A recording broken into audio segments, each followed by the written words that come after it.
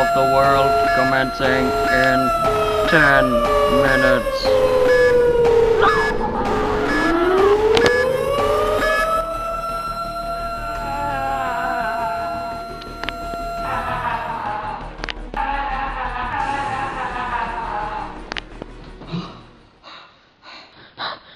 Who can I blame this one on?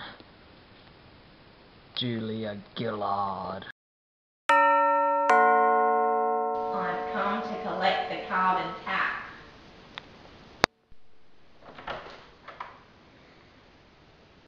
I've come to collect the carbon tax.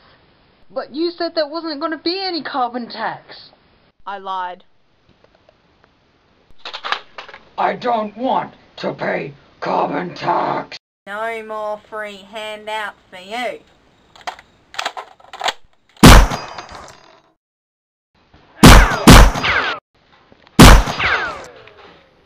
Your time has come, Julia Gillard. You underestimate the power of my illegal asylum seekers.